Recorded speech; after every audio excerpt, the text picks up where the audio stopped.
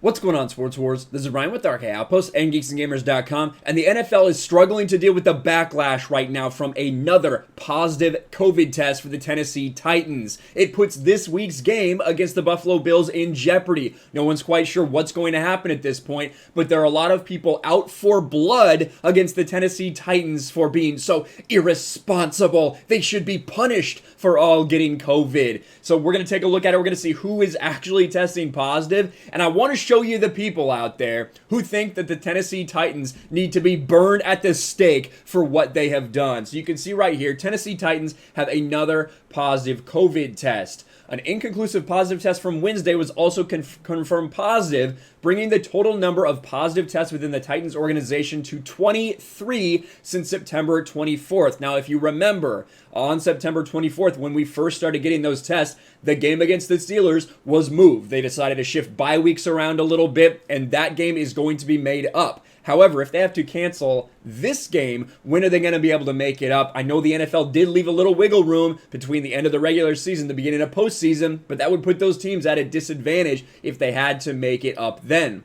And you can take a look at just some of the people that are on this list. These are just the Titans that we know of that are confirmed to test positive. You have Jeffrey Simmons, Daquan Jones, Bo Brinkley, Corey Davis, probably their best wide receiver, Corey Davis, Adam Humphries, who's been huge for them, Cam Batson, Christian Fulton, Greg Mabin, Kamala Correa, Kareem Blasingame, I don't know who he's a fullback, I don't know who he is, and Tommy Hudson, and then two unnamed people. But you can see under here, there's a comment. Maybe they could have taken protocol more seriously and not fucked the NFL over for weeks. And someone responds, there wasn't a protocol in place till after they had a workout. Blame the NFL for going with the flow instead of being prepared with an actual plan. So what are they talking about there? What are these two people arguing about in the comments? Well, it's this report from PaulKaharski.com, who's a Titans beat writer, basically. Titans broke protocols, gathered for a workout last week. Now, this is all based on his sources that he has inside here, and we have some pictures.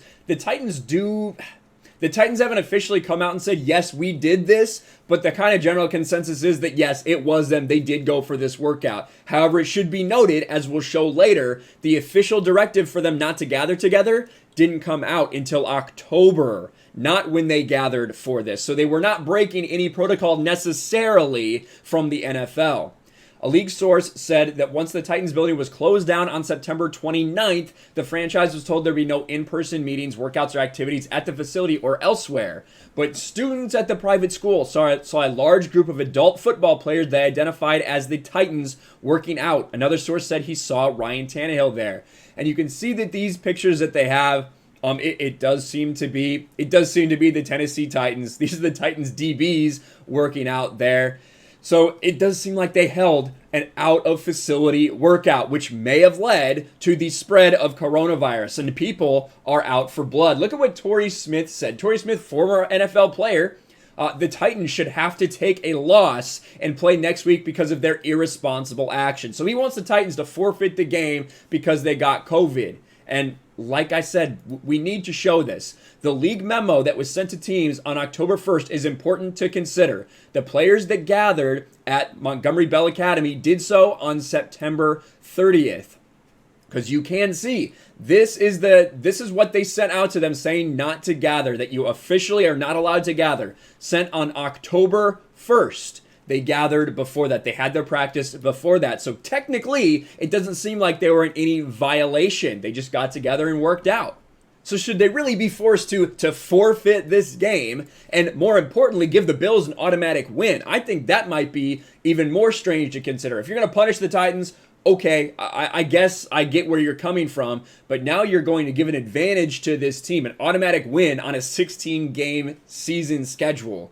That seems like a pretty big advantage in my mind. And then you have Matt Lombardo. Look at what this dude says. Shut them down for 2 weeks, forfeit the games lost, strip them of first and second round picks, find the organization equivalent of those total game checks missed, and donate those funds to improve testing capacity in communities across the league. We are freaking out about this thing. The people that are trying to say they've endangered the lives of countless people, I won't talk too much about it. Go look at the CDC numbers on this. Please don't come at me with that shit. endanger the lives? Really? God, you people are pussies. But evidently, there's a lot of sentiment, says Ed Werder, for the idea that the Titans should be punished harshly for this. I don't know what they're going to do. I don't know what the NFL is going to do, but you do have this from Chris Mortensen. If they didn't play, the Bills wouldn't be paid their game checks under the revised COVID terms either. It's a hot button topic players are discussing among each other.